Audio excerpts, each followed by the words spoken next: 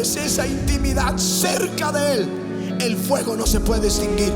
El fuego no se puede extinguir. No te veo, pero sé que Tu es là. estás ahí. Por eso, mi amado, lo sé. Tout va bien. Está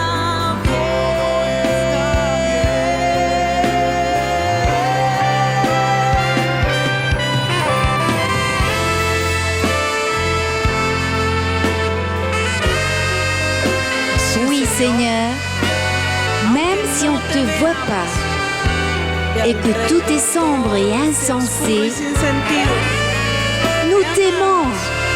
Aujourd'hui comme hier, pour tout allait bien, Seigneur.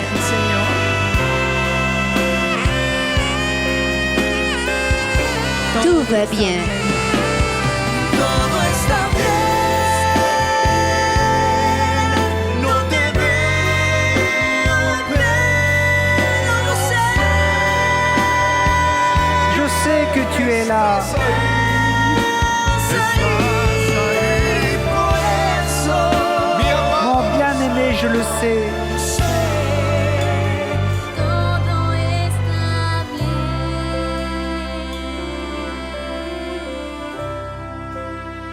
Todo está bien. Tout va bien. Está bien. Merci, Seigneur.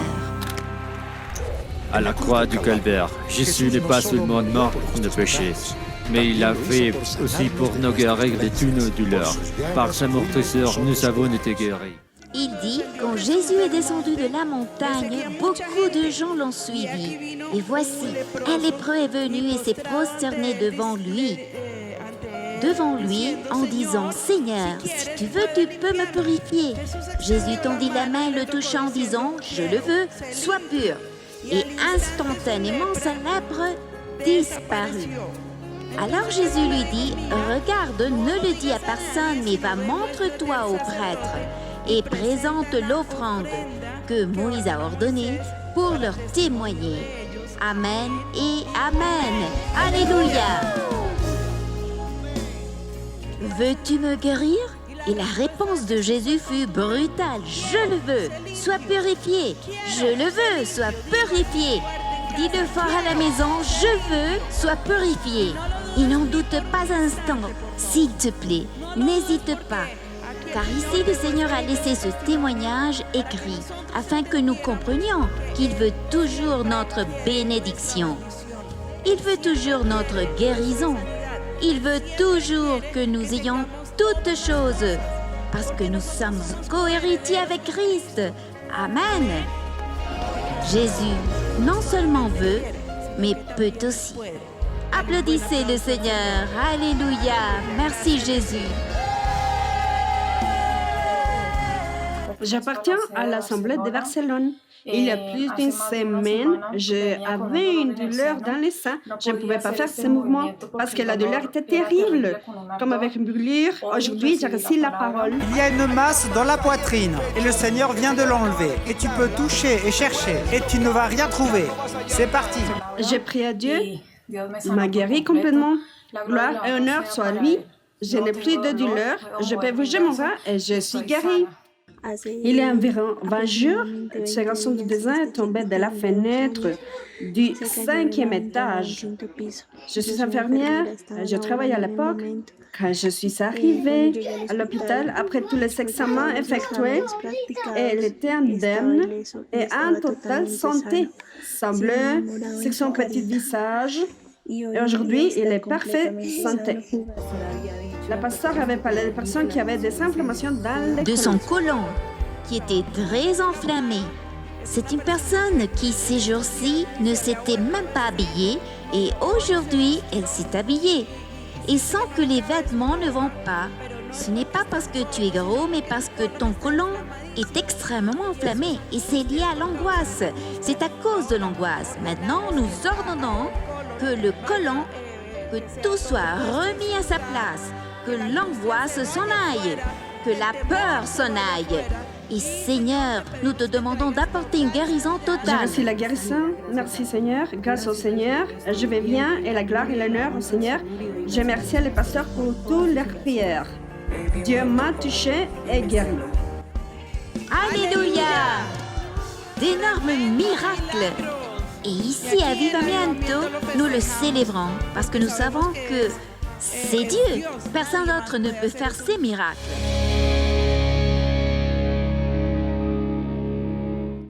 Si tu désires connaître plus de Jésus, savoir ce qu'il a fait pour toi et ce qu'il pourrait faire pour ta vie, alors prête une grande attention aux paroles suivantes.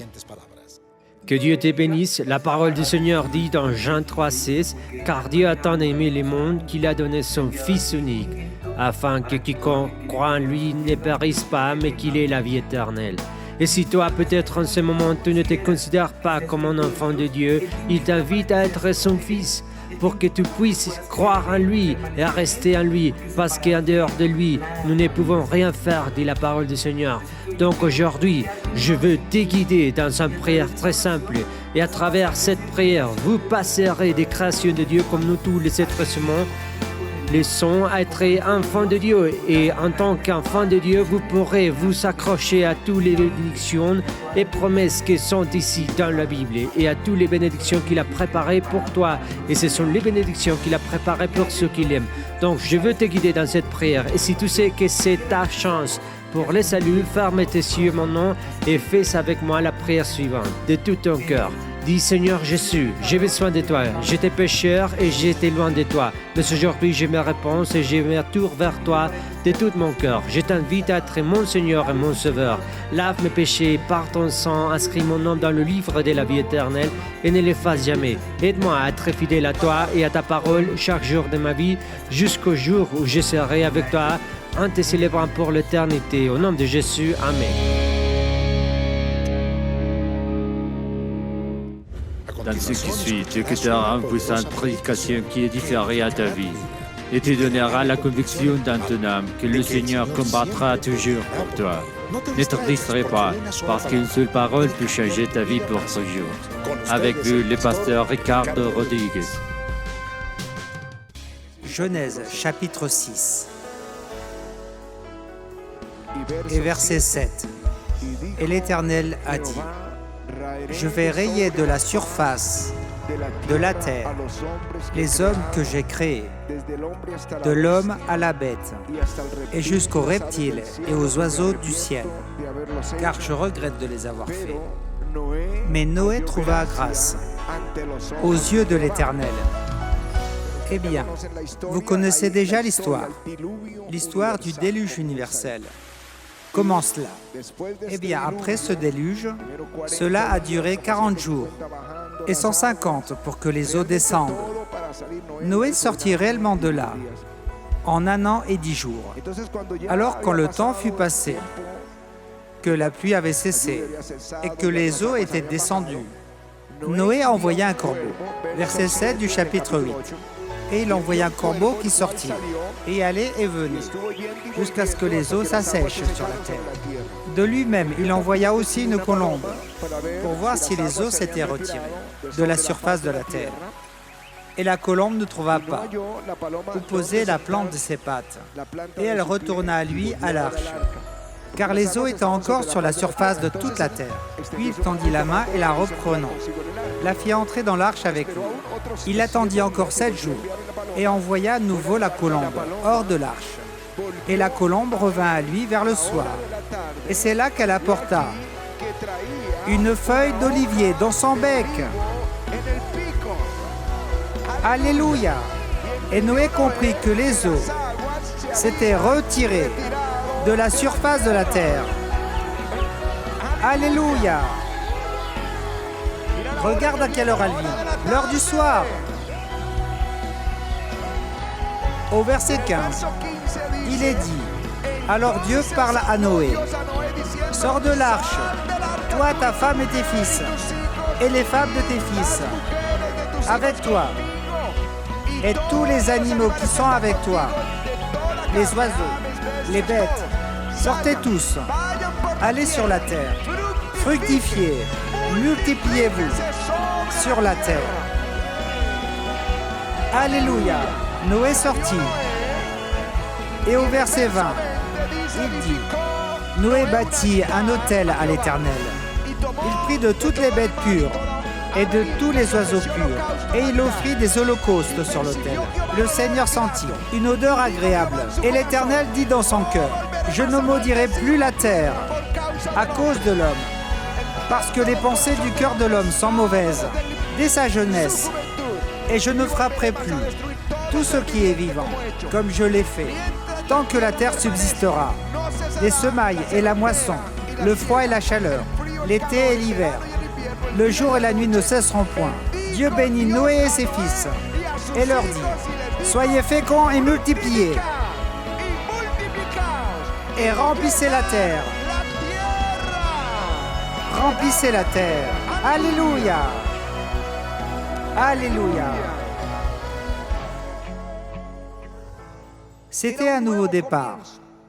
C'était un nouveau commencement. Dis-le maintenant. C'était comme une réinitialisation. La terre était pleine de corruption. Dieu l'a détruite par un déluge. Mais il y eut un homme qui trouva grâce aux yeux de Dieu, Noé. Et c'est ce que nous sommes, les enfants de Dieu. Dieu ne détruit pas cette terre parce que nous sommes présents sur la terre. Dieu ne détruit pas le monde parce que nous sommes présents. Comme il ne voulait pas détruire Sodome, s'il y avait 10 justes à Sodome, à cause des enfants de Dieu, même si le monde ne lui plaît pas, à cause des enfants de Dieu, Dieu ne détruit pas cette terre. Et un jour nous serons enlevés et le jugement viendra. Alléluia. C'était donc un nouveau commencement. Pour Noé, c'était une période de grandes difficultés, de confinement, confiné dans l'arche. 1 an et 10 jours. Mais Dieu a gardé sa vie. Dieu l'a protégé du jugement. Et Dieu a pourvu la nourriture. C'est ce qui va se passer avec chacun de nous.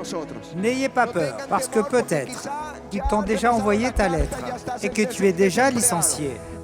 Mais Dieu va te protéger. Dieu va te préserver. Dieu va subvenir à tes besoins. Alléluia. Mais le jour vient où Dieu ouvrira la porte, où tout sera un nouveau commencement. Un nouveau commencement.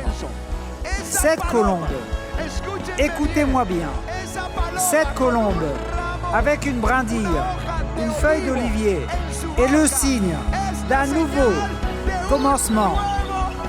Un nouveau commencement. Alléluia.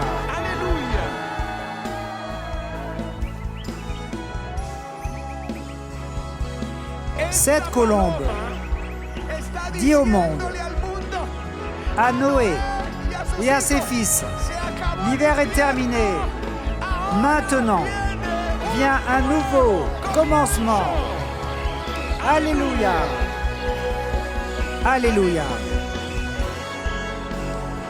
Maintenant, cela est resté dans la pensée, dans le cœur de la race humaine, mais spécialement dans celui du peuple hébreu et de sa littérature. Quand Jésus apparaît dans ce monde, quand il vient et s'incarne, et Jean-Baptiste rassemblait des multitudes, les appelant à la repentance, à se préparer, préparant le chemin pour cette venue du Seigneur. Jésus vient au Jourdain et Jean-Baptiste le baptise. Et quand il sort des eaux, le Saint-Esprit vient du ciel sous la forme d'une colombe. Mes frères, c'est le même message à l'humanité. Un nouveau commencement arrive. Alléluia. Alléluia. Le cantique des cantiques dit: lève-toi, ô mon ami, ma belle, et viens, car voici, l'hiver est passé, la pluie a cessé, elle s'en est allée. Les fleurs paraissent sur la terre. Le temps de chanter est arrivé. Et la voix de la tourterelle se fait entendre dans nos campagnes. Alléluia.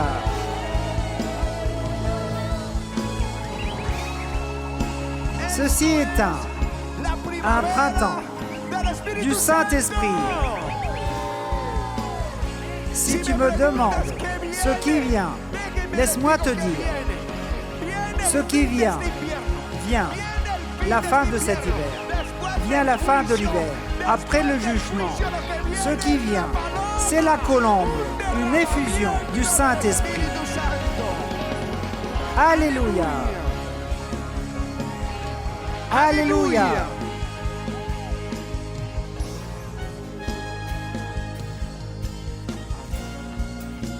Venez, je vous raconte.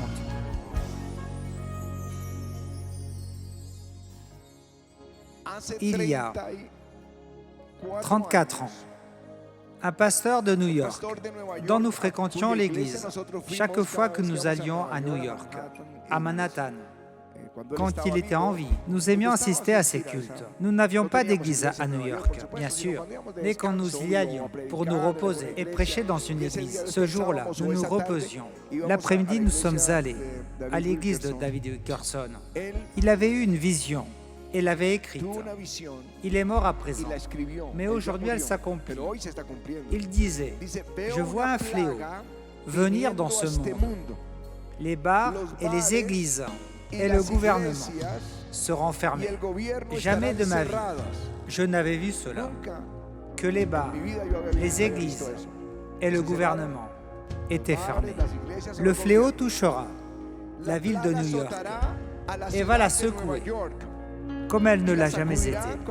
Le fléau forcera les croyants qui ne prient pas à entrer dans la prière radicale et à lire leur Bible. Et la repentance sera entendue dans les maisons. Chaque maison sera fermée, sans que personne ne puisse entrer ou sortir. Les achats et les ventes seront bloqués. Le jour où viendra, où le sport sera la dernière chose que les hommes auront à l'esprit. Et ces contrats sportifs d'1 million de dollars vont disparaître. Les entrées et les villes de la ville seront bloquées et les activités civiques s'arrêteront. Quand ce jugement tombera, nous ne l'attendons plus. Nous y sommes déjà. Quand ce jugement tombera, il y a 34 ans, le Seigneur lui a montré. Quand ce jugement tombera et dévastera l'économie, un saint reste, sera réveillé, un cantique naîtra au milieu du feu. Et de tout cela surgira le 3e grand réveil qui touchera l'Amérique et le monde. Alléluia! Un réveil arrive. Un réveil arrive.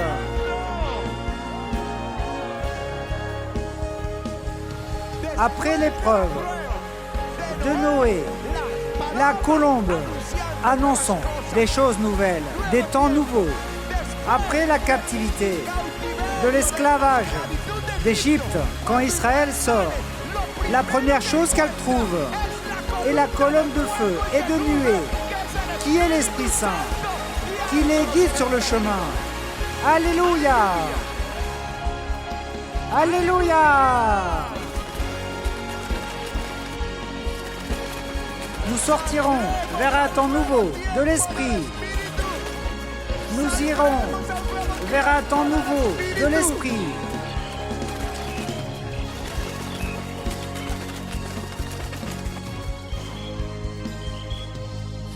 Maintenant, ce que Noé a fait quand il est sorti, c'était une offrande pour un nouveau commencement.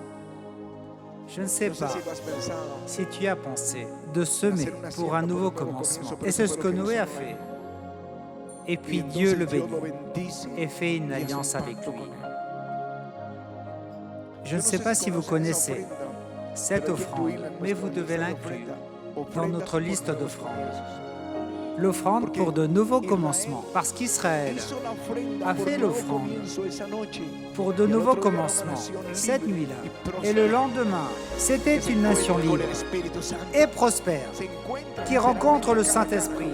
Il se retrouve littéralement face à face avec le Saint-Esprit. Je vois que l'offrande pour de nouveaux commencements apporte l'abondance, apporte une gloire merveilleuse. L'onction de pionnier, l'onction de pionnier. Alléluia. Onction de pionnier. Noé, si vous essayez de visualiser ce qui s'est passé avec Noé, sa sortie et la réinitialisation du monde, et la seule chose qu'il a faite, lui, c'est une offrande. Et aujourd'hui, nous sommes dans un monde civilisé qui a commencé sur le mont Assarat, après le déluge. Noé avait besoin d'une onction, de nouveaux commencements. Lot, par exemple, n'avait pas cette onction. Lot se cachait dans une grotte. Il ne savait pas recommencer après le jugement. Mais Noé avait cette onction, de nouveaux commencements. Abraham avait cette onction, de nouveaux commencements. Parce qu'Abraham, Dieu le sort du pays de l'idolâtrie et l'amène à Canaan et dit « Je vais vous donner cette terre ». Et il fait une offrande pour de nouveaux commencements. Et Dieu l'a fait prospérer. Salomon fait une offrande pour un nouveau commencement. Israël le fait. Alléluia. Je l'appellerai offrande de pionnier. Alléluia. Parce que ces pionniers ont besoin de créativité, d'idées, d'opportunités. Parfois, nous pensons que nous avons besoin de beaucoup d'argent pour avoir une grande entreprise. Mais ce que nous avons besoin, c'est d'une bonne idée et d'opportunités. Et cela est donné par Dieu. Mais ces personnes avaient une vertu. Qu'avivamiento a. Eux et les croyants l'ont. Depuis 40 ans, ils marchaient avec le Saint-Esprit. Depuis 40 ans, ils marchaient avec le Saint-Esprit. Quand ils sont entrés dans la terre promise, ils étaient oints, onction de pionniers. Alléluia!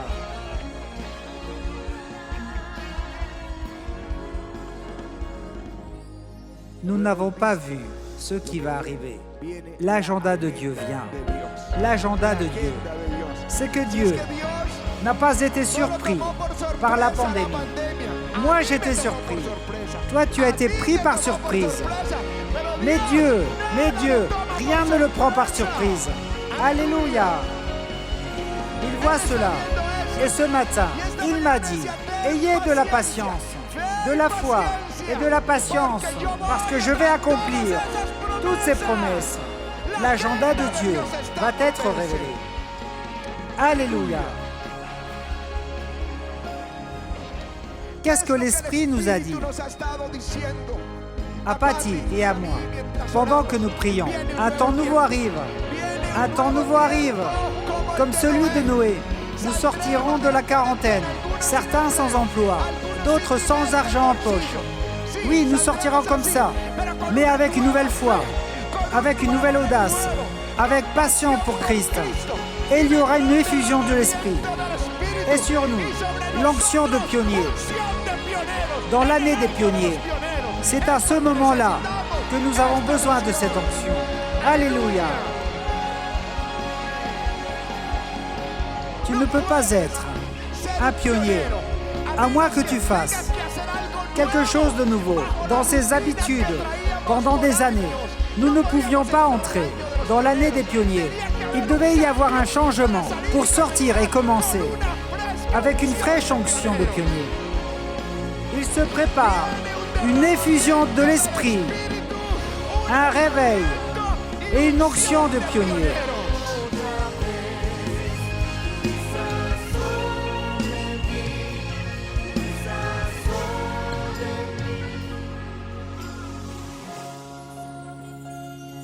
Demande-le maintenant, parce que tu vas sortir pour un nouveau commencement. Et personne ne devrait sortir sans cette rencontre avec la colombe, sans cette rencontre avec le Saint-Esprit, parce qu'il te donnera l'onction pour le réveil et te donnera l'onction de pionnier. Mais il y a quelque chose d'énorme. quelque chose d'énorme que le Seigneur m'a montré pendant que tu prêchais. C'est que lorsque Israël est entré dans la terre promise, ils ont dû inventer toutes choses. Mais autre chose, la manne a cessé.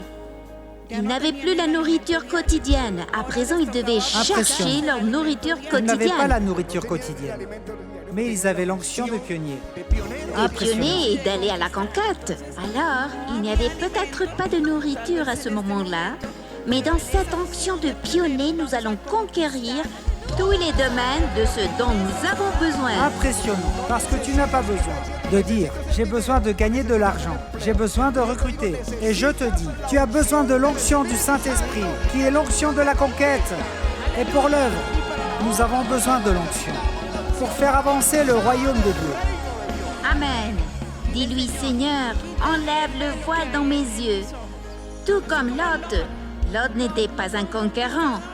Lot avait les yeux bandés et c'était un bandeau pour Abraham.